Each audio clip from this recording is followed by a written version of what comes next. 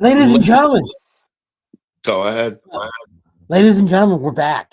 Andy, tell us the news. With great pleasure, I'd like to let everybody know the Downriver community now is the home of the Motor City Rockers, the wonderful area of Wyandotte, Michigan. It's going to be an amazing time. Great to see our rivals come back. The Battle of I-94 will live on and be continued to be run by Big Brother, though. I will talk a little shit right off the rip. Ken, thank you for bringing back our rivals. Exciting news in the Fed for that. I've seen the other awesome announcements coming out of Stockton, Fresno, and Oceanside. This is looking up. The Fed's expanding in the positive way. Yes, one Michigan team and the three Cali teams. Still don't know how I feel about the Cali teams, but the excitement's all around the Motor City Rockers coming back. Yeah, Motor City's back. California's coming around. Yeah. It's crazy to see. We're geeked. We're really excited. If you guys didn't see, Ken Andrews, the owner of the Motor City Rockers, came on our show. He hinted around and everything, but wow, it's alive. Yeah. They have risen from the ashes to continue to rock on. I'll be a little cheesy with that one. Got to embrace it. The purple and white, purple and black, whatever colors. Let's see if they stick with the same color scheme. That'll be a whole nother interesting thing. Is this going to be a complete rebrand being in the Yak Arena down there in Wyandotte, or are they going to continue that purple and black trend? See how that looks. Either way, it's just good to have our rivals back. I mean, Port Huron now has three rivals. You got Motor City, our closest rival. Second closest rival is Indiana. Well, then we got the Bears. I ain't going to comment on them. Congrats to them, I guess. But let's see what this wonderful meeting leads to and see if any changes are made throughout the league with them. I don't really want to get into that one. It's been a good off season so far. It's about to be a great off season once some league meetings begin, and I think next week or the week after, it's going to be a pretty good time.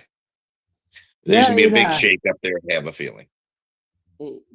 We at Thumbfed Talk has a lot of questions. I hope the league figures out this whole cluster of organization and teams on the West Coast, teams on the West Coast, East Coast. But here, it's gonna be different. Yep, it's gonna be nice. It's gonna save us on some travel time. Gonna be able to get some more fans out and engage in away games. Yeah, it's a little bit farther than Fraser, about an hour and a half away now from Port Huron is Wyandotte, but still can be one hell of a good time. Good quality hockey. The Yak Arena is pretty nice.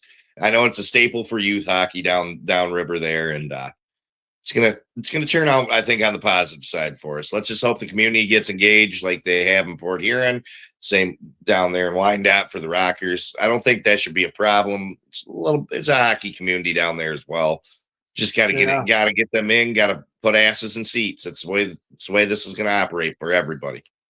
It's a new building, new community, like you just said. But it's one of them things when that snowball gets rolling and people start engaging with the team and the community, it's going to take off like a rocket. Oh, for sure. I know it took a little while around here in Port Huron for the Prowlers to kick on, even though we won the championship the first year in McMorran there. You didn't have the attendance where it should have been. Everybody had that 5-year scare, like before on here. Hockey only stuck around here 5 years at a time, disappear for 2, and the new team come in. But if there's anything I have learned by talking with Ken Andrews, having him on this show, and then personally, when he goes somewhere, his all intentions are to stay, build the community around it, and give the fans an awesome experience. So everybody down there in the city of Wyandotte, you need to open them eyes up. Definitely put your asses in them seats there at the Yak Arena and go out there, because that man knows how to put on a show. Shit, you might as well call it like Led Zeppelin coming down there. I'm interested to see what he'll do as far as projection. I can see some lasers going on down there to fit that rocker theme. Oh Get the yeah, eight that'd be pretty cool. style. A light show, fog, like treat it like a whole concert. I think that'd be pretty cool. The fog would be an interesting one because most arenas ain't ventilated too well for that. Might turn into the old might turn into like the shadow game the first game of the season when they did the fog when everybody came out and took a period and a half to clear away. Yeah, but it's gonna be a learning curve. It's gonna be what the community wants.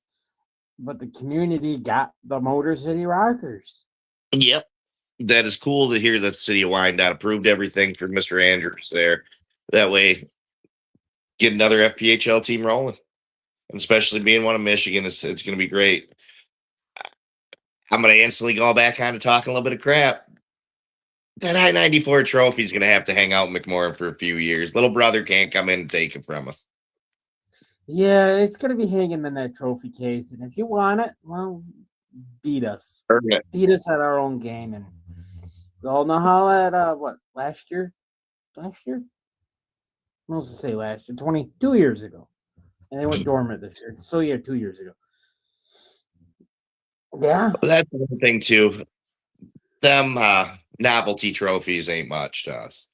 Yeah, it's a cool thing to have, something to celebrate. This is something for the fans, take a picture with. We're chasing the big dream. And we're right there. Our boys are hungry. Season might have ended, but them boys are ready. Oh, they're hungry. They're gonna.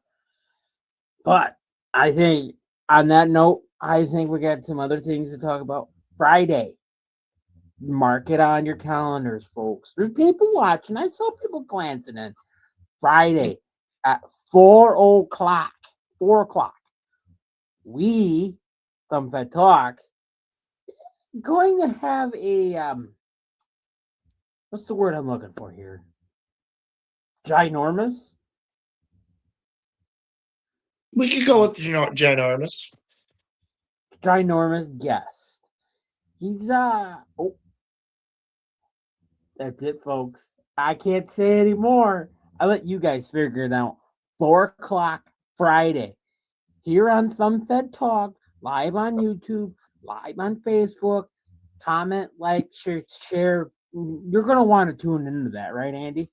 Yes, sir. It's going to be a tremendous conversation with a great person there. He knows his stuff. I'm very excited to have this. He's part of the reason why we here at Thumb Fed Talk decided to do what we do now and cover the Fed, keeping everybody fed with the Fed.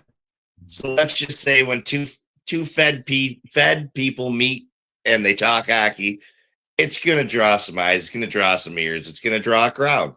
So let's everybody just tune in. 4 p.m. Friday. That's all we ask. Tune in.